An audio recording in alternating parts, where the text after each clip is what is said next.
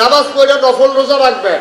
ঈমান আনার পরে 1 নাম্বার কাজ হলো আপনার নামাজ আদায় করা। 5 ওয়াক্ত ফরজ, এটা ফরজ করছে আল্লাহ। কি আল্লাহ কে ফরজ করছে? এটা আল্লাহর হক। আপনি নামাজ না পড়লে আমি আপনাকে আসামি বানাইতে পারতাম না। কেউ নামাজ যে পড়লেন না 50 টাকা দেন, এই কথা আমি কইতাম পারতাম না। এটা নামাজ হইলো আল্লাহর হক। সুবহানাল্লাহ কইতেন না? এইটা আপনি আদায় করতে হইল। এখন এই হকের ভিতরে আবার কি আছে? সবচেয়ে বড় দায়িত্ব যেটা, এটারে শরীয়তের ভাষায় কয় ফরজ। আর সবচেয়ে খারাপ যেটা, এটারে শরীয়তের ভাষায় কয় হারাম। কি কয়? যেমন সুদ খাওয়ান হালাল না হারাম? ঘুষ খাওয়ান হালাল না হারাম? মদ খাওয়ান হালাল না হারাম? এটি হইল হারাম। নাউজুবিল্লাহ বলবেন না? এটি হইল হারাম। এখন এই হারাম যেটা, এটারে ছাড়তে হইব। আর যেটা ফরজ, এটা ধরতে হইব। ফরজ ঠিক রাখা, এরপর হইল নফল ইবাদত। তাসবিহ করো, জিকির আজকার করো, তারপরে নানান কাজ করো, সামাজিক কাজ করো, উন্নয়নমূলক কাজ করো, এটি হইল নফল। আর মূল কাজ আপনার হলো নামাজ, হইল আপনার উপরে ফরজ। এখন আপনি যদি কোন যে হুজুর তৈলে যে এত নামাজ পড়লাম, এই নফল নামাজ, এদিকে আমার সবজি বাদ গেল নাকি? না, সবজি আছে, কিন্তু ফরজ নামাজ যদি না থাকে তাহলে নফল নামাজের কোনো দাম নাই। আমি মনে করেন কইলাম ভাই ফাগড়ি বন্ধন সুন্নত, কি কইছি? কথা কয় না। ফাগড়ি বান্ধা কি? আবার আপনি চিন্তা করলেন, আরে জীবনে তার ফাগড়ি বানলাম না। হুজুরে যার যা মাহফিল বাটফাড়া কইলো ফাগড়ি বান্ধা সুন্নত, তো একটা কাম করি। আচ্ছা, যেহেতু আন্দাজ আছে আড়াইলের ভিতরে মাহফিল, বাইক যাওয়ার আগে দিয়া আপনি যদি লুঙ্গিটা টান দিয়া সিরা মাথার ফাঁকি বেঁধে আটেন, কি কিরকম হইব? কোনো কথা হইব? এটা ফরজ ঠিক রাখা ফাঁকড়ি বন্ধন শুনবেন। আপনার পিন্দন লুঙ্গি নাই, ফাঁকড়ি বেঁধে আটতে আছে, তো তারা কি ভালো করবো না পাগল করবো? পাগল। আপনারা দাওয়াত দিয়া খাওয়াই তো নিয়া গরুর গোস্ত, মুরগার মাংস, তারপরে মাছ, এরপরে লগে লেবুটা সালাদটা দিলে এটা সুন্দর হয়। তখন ভাতও দিল না, মনে করেন মাছও দিল না, গোস্তও দিল না, দিছে আপনার সালাদ, কাঁচামরিচ, পেঁয়াজ। তো কি ঠান্ডা করে তুমি বাচ্চা দিয়ে খাইছেন মজা দেবে। ভাতের সাথে সালাদের দাম আছে, ফরজের সাথে নফলের দাম আছে। ফরজ যদি না থাকে নফলের কোনো দাম নাই। তাইলে 1 নাম্বার সবচেয়ে বড় ফরজ হইল 5 ওয়াক্ত নামাজ, ঠিক কিনা? এটা যেন না ছুটে, এটা অন্তত খেয়াল রাখবেন।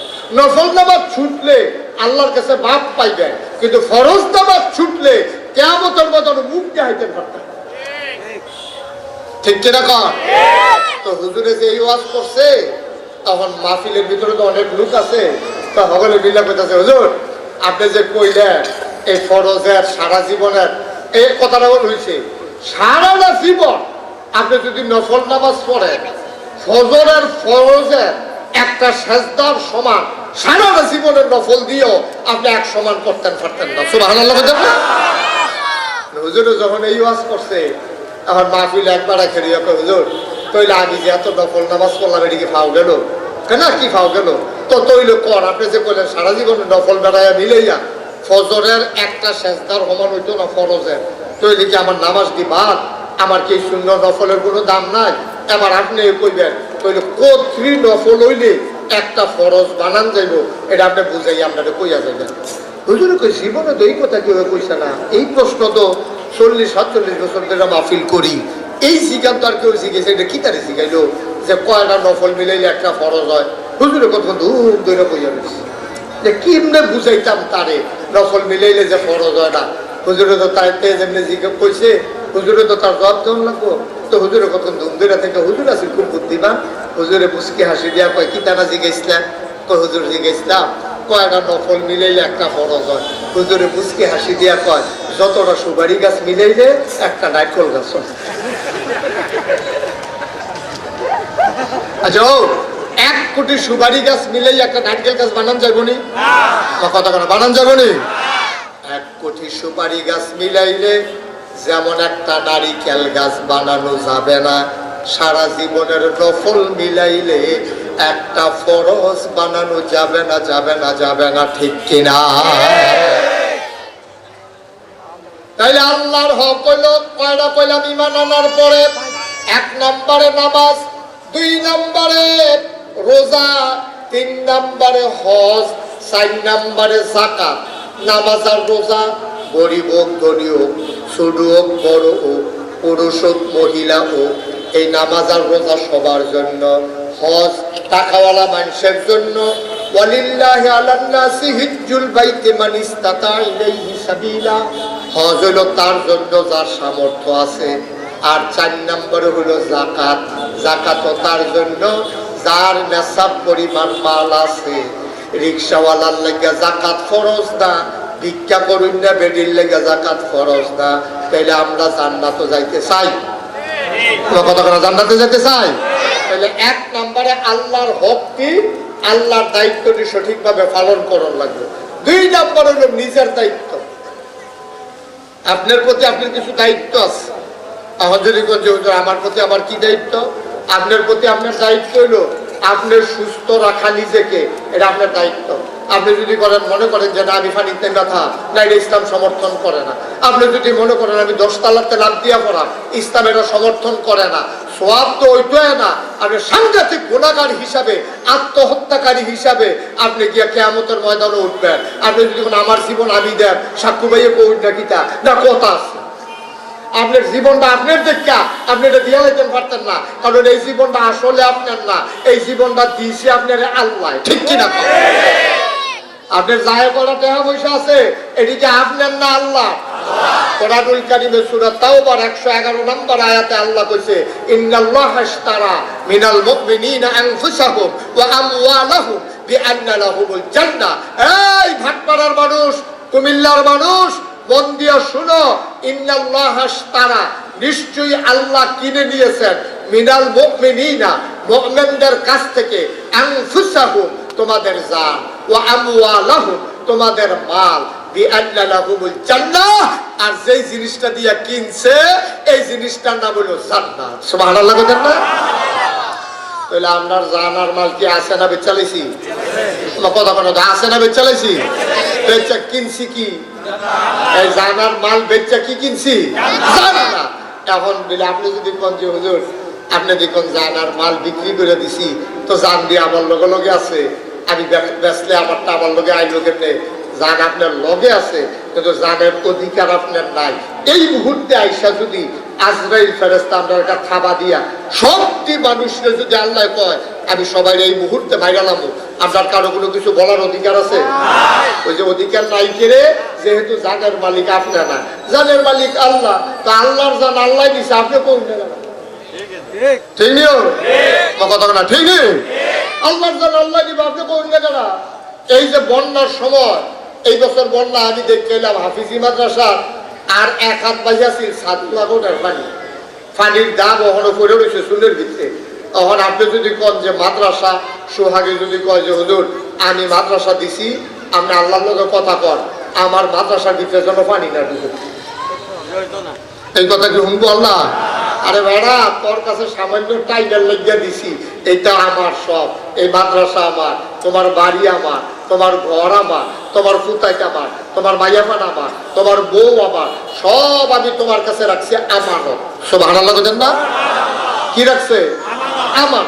মনে করেন সাক্কু ভাই আমার বলল যে হুজুর এই কাপটা দিয়ে আমি সবসময় চা খাই, এই সোহাগ এই কাপটারে যত করে রাখবো তোমরা গড় হইলে আমি এটা দিয়ে চা খায়াম, এটা আমি ওর কাপ দিয়ে কিনে আনছি। তখন এই কাপটা সোহাগের কাছে আমানত। এখন সাক্কু ভাই যখন চাইবো তখন সোহাগে দিতে বাধ্য। ঠিক কিনা কর? যদি হেবারা কিনে আনছে, হেবারা রাখছে, তখন যদি সোহাগে কয় না হেবারা কিনছে দিকে কি কইছে, এটা আমি ভাঙ্গা গুড়া গুড়া করে লাগ, এটা আমি আরেকবার দিয়ালা পারবো না? পারবো? তাহলে আমার জান আমার মাল আমরা আল্লাহরে খুশি মনে বেচছি, ওখানে খুশি মনে। আপনারা কোনো জোর করে কিনছে না আমরাতে। আপনার আল্লাহ জিজ্ঞেসে বেচবানিও, আমরা বলছি জি আল্লাহ বেচাব কি দিবেন? কয় জান্নাত দেন। আমি কহ জানার মাল দিয়া লাইলাম, আপনি কইলাম জান্নাত দিয়ে। তাহলে এবার কর জানের মালিককে আল্লাহ, মালের মালিককে আল্লাহ। তাহলে জানার মাল দিছি, বিনিময়ে নাকি তা কিনছি আল্লাহ। এই তো মাশাআল্লাহ সচেতন শ্রোতা, সুবহানাল্লাহ কেন? আমি আমার জান আমি আমার মাল বিক্রি করে দিয়েছি আল্লাহর কাছে, আর আল্লাহর জান্নাত আমি কিনে নিয়েছি। এখন যদি আমি কই, আপনি যদি আমারে জিগান হুজুর জানার মাল আপনি যদি বিক্রি করে থাকেন আল্লাহর কাছে, তাইলে যে আপনার লগে আইলো কেমনে? জানার মাল যখন বিক্রি করে সারছি, আল্লাহ আপনারে ডাক দিছে, এই মুশতাক ফয়েজি তোমার জান আমি দিয়া কি করব? তোমার জান তোমার কাছে রাখা গেলাম, তবে সাবধান সাবধান, আমি যেমনে কই জানদারে এমনে ব্যবহার কইর। আরে আমি টাকা পয়সা দিয়ে কি করলাম? আমি তো লাম ইয়ালিদু ওয়া লাম ইউলাদু ওয়া লাম ইয়াকুল লাহু কুফুয়ান আহাদ। তিনি কারো থেকে জন্ম নেন নাই, কাউকে জন্ম দেন নাই, ওনার বিবাহ শাদী নাই, ওনার ঘুমানোর লেগা ঘর লাগে না, ওনার টাকা পয়সা লাগে না খাওয়ানোর লেগা। আল্লাহ কয় মাল দিয়ে আমি কি করাম? তোরারে মালডি দিলাম, তোরা এই মালডিরে ব্যবহার করে সুন্দর মতো চলবি। আল্লাহ আপনারা ডাক দিয়া কইছে জান্না তোমার কাছে আমানত, এটা ব্যবহার করবা আমি আল্লাহর পক্ষে, আমার বিরুদ্ধে যেন এই জানের ব্যবহার না হয়। এই যে মাল তোমার কাছে আমানত রাখলাম, এটা ব্যবহার করবা আমি যেমনে কই তেমনে। তুমি মাল দিয়া ব্যবসা করো, মাল দিয়া ফ্ল্যাট কিনো, মাল দিয়া জমিন কিনো, মাল দিয়া মাইয়া বিয়া দাও, মাল দিয়া জুতা কিনো, পাঞ্জাবি কিনো, মাল দিয়া তুমি ঘড়ি কিনো, মোবাইল কিনো। সাবধান সাবধান, এই টাকা ব্যবহার কইরা তুমি সুদে লাগাইতে পারবা না। মালকা জেবারার মাল হেবারায় কয়, তুমি বললাম এই মাল দিয়ে সুদে লাগাইও না, সাবধান চাইও। মাল কইলাম আমার, আমি তোমার কাছে আমানত রাখছি। আমরা আমানত লাই বেড়ায় ওই আল্লাহর মাল এডিরে দিয়া সুদও লাগায়, এডিরে দিয়া ঘুষও লাগায়, এডিরে দিয়া সিটারি বাটফারিত লাগায়, এডি দিয়া সেটা শয়তানিত লাগায়, গানের আসর দেয়, ওই শিল্পী আনে আইলে সেটা ডেক সেট লাগায়, ফুরোর এলাকা আলগি দিয়া লায়। তুমি আমানতের খেয়ানত করছো, ঠিক কিনা? এই মাল ব্যবহার করে করে তুমি মসজিদ দিবা, মাল ব্যবহার করে করে তুমি মাদ্রাসা দিবা, মাল ব্যবহার করে করে অসহায় মানুষের চিকিৎসা করবা। এই টাকা ব্যবহার করে করে যেবার মাইয়ার বিয়া দিতে পারে না টেহা পয়সার লাগিয়া, এবার মাইয়ারে বিয়া দিয়া দিবা। একবার চিকিৎসা করাইতে পারে না, তোমার টেহা দিয়ে করবা। তুমি গান বাজাইবা, তোমার টেহা আছে দেখিয়া তুমি যা মনটায় ধরে তা করবা। তুমি গুন্ডামি করবা, বদমাইশি করবা, তোমার টেহা খরচ করে কইরা তুমি মদের আসরে গিয়ে বইয়া থাকবা। সাবধান, মাল আমার, আমি যেমনে কই এমনে ব্যবহার করবা, এর বাইরে ব্যবহার নাই। আরে বেটা কাফ কিনে আনলাম আমি সাক্কু, আরে সুহাগ তোর কাছে না হনে, তুই এইটারে দিয়া হন আরেক বাটারে দিয়া বইয়া রইছ, এটা দিয়া তুই কাপ দিয়া আমি কিনলাম চা খাওয়ানোর লাগিয়া, তুই এটারে দিয়া নানান তান খাস। মনে করেন নাউজুবিল্লাহ কর, এটা কি আমানত হইল না আমানতের খেয়ানত হইল? এবার কি খুশি হইব না রাগ হইব? ভাই সাথে সুহাগ আমার কাপ তোমার কাছে আমানত রাখতো না, আমারটা আমার কাছে দিয়া আমি ভাই নিয়ে রাখাম এই রেওয়ালা। এবারে যদি দিয়া যায় তাহলে সোহাগের কি কোনো আপত্তি আছে? আল্লাহর আমানত জানার মাল আপনি আল্লাহর পক্ষে ব্যবহার না করিয়া আপনার মন মতো যদি ব্যবহার করেন, আল্লাহ যদি কয় ফেরত দিয়া লাও, কি করবে? কিও রাহন যাবনি বেড়াগিরি যে দেখান হুই হুই যে করেন লইয়া পড়েন। আল্লাহ যদি হোক আপনি মনে করেন আরেক বেটার লোকে ফিটা ফিটি লাগিয়া দৌড়ান দেওয়া লাইন বাস টাইম না, ফিটা দেওয়ানের লেগে বাস টাইল দিয়ে তুলে লাইছে, খালি ফিটাটা দিবেন এই ফেলে আনোনের আগে গাইয়াটা আপনি একটা মোর্চা দিছে। এখন কি ফিটা দেওয়ার না বদনা বিচার দূরে তো বেড়াগিরি ধ্যান কিনতে, বেড়াগিরি ধ্যান কিনতে ফিটাটা তুললেও তো দিতেন পারছেন না, বদনা নিয়ে দৌড়দৌড়ি লাগিয়ে গেছে গা। এরপরও তো আমরা তার বেড়াগিরির শেষ নাই। খুব সাবধান। আরেকটা কথা কইয়া যায়, নিজের নিজে মন যা চায় তা করণ যেত না, এটা আল্লাহর দেখানোর পথে ব্যবহার করার লাগবো।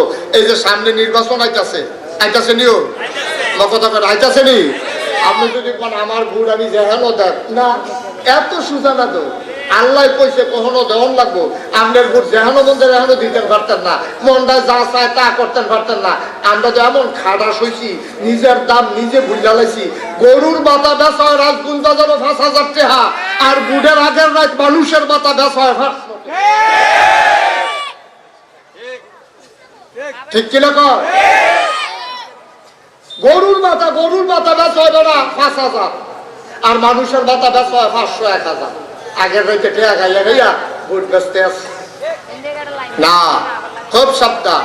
আপনি দেখবেন কোন মানুষটা আল্লাহওয়ালা, কোন মানুষটা সৎ, কোন মানুষটা পরীক্ষিত, বাটফারি সিটারি নাই, যা কয় তা করে, মানুষের বাটফারি সিটারি করে না। ওই মানুষকে আপনি নেতা বানাইতে হবে যার ভিতরে আল্লাহর ভয় আছে, ঠিক কিনা? আপনি যারে মনে ধরে কালা ফোনারে ঘুরতে পাবি হুজুর আপনি কই না কেন? না এত সুযোগ না, তো এত সুযোগ না। কেয়ামতের বেদনা আটকাইবেন, কেমনি আটকাইবেন সহজ করে বইতে আছি।